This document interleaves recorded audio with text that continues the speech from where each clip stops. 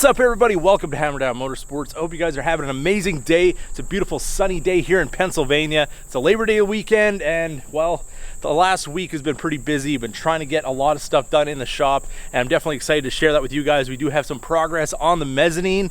Also, if you guys see behind me, we do have the power wheels out, and the kids have been having an awesome time with those. If you guys follow me on Instagram, I did post some of the videos of them drifting on the pad and all that kind of stuff. But if you guys have kids and you have these power wheels, you realize that the batteries are big and heavy and they don't really last that long, and they're expensive to buy, and pretty much, well, they're slow. So I did a little bit of a modification on both of these. I got the idea from JD Joyride TV. If you guys don't follow him, definitely go check him out as well. And let's pop one of these open and I'll kind of show you what I did to give these things probably like 3 or 4 times more power. So over here on our Dora Jeep, which has seen a lot of wear and tear in the sun, but still works pretty good. What I have here, and I have to mount all this stuff yet still, but this is the regulator box, and it gives you like basically a variable amount of voltage that goes to the actual battery. Then I've got a fuse holder here for some circuit protection, and then we have this little adapter that goes onto a Milwaukee drill battery.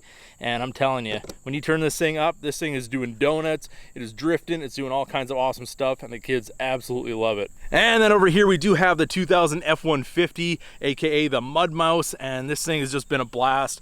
Just go smash through the trees with it, have some fun. We got the door deletes on it, so it's got some Jeep action going on, and well, the jump has seen better days. We definitely need to do a little bit of repair there, but I will have some equipment over here in the next week or so.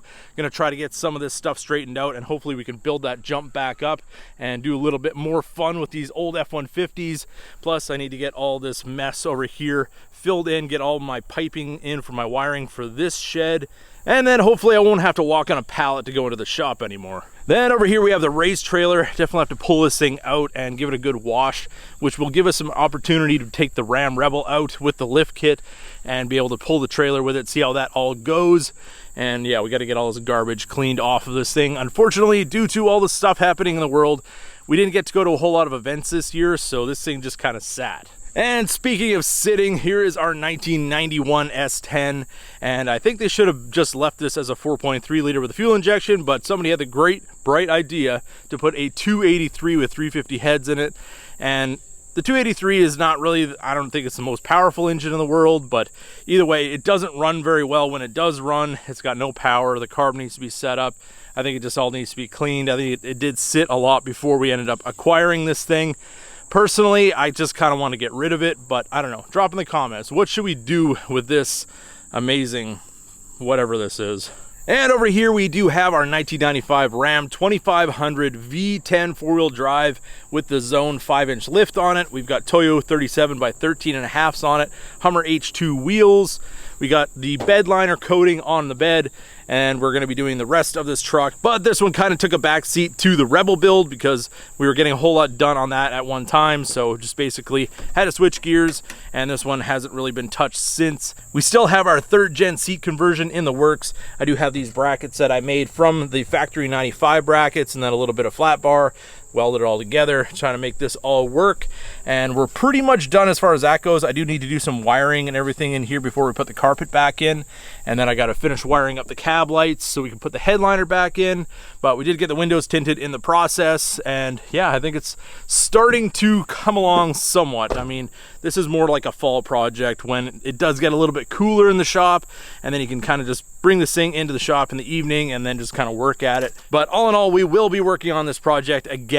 It's just everything's kind of happened in a way, and you got to prioritize, and this one just basically got put on the back burner, not gonna lie. And then if we go down here, we did get the asphalt done recently, so I had to move everything off of any driveways, and this truck is just basically still sitting where I left it.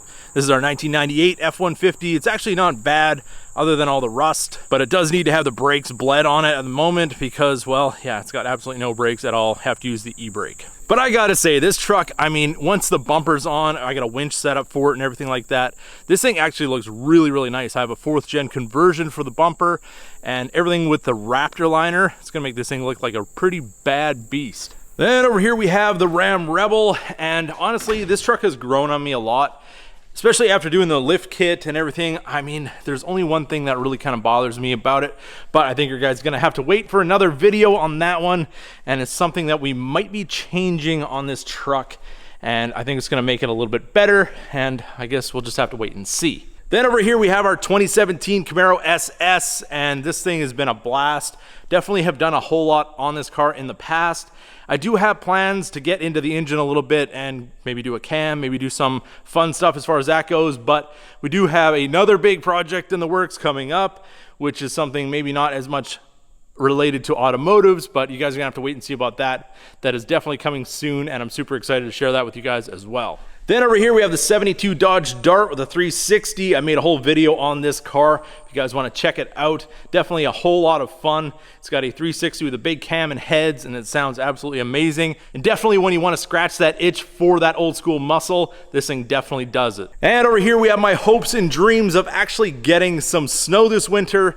Last winter I started this, got it all ready to go, primed up, and it was snowing really nicely, and then it started to rain. And that was the only big snow we got all season, so hence why there's so much dust on this thing.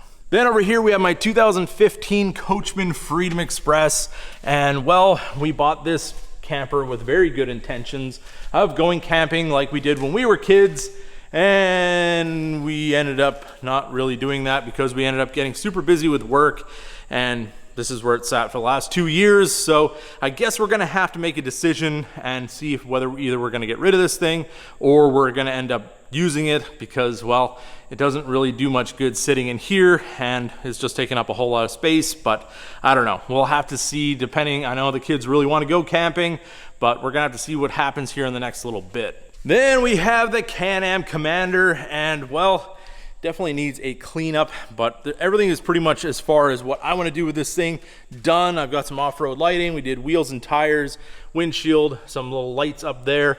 I did have a loudspeaker, but I think a tree took that out.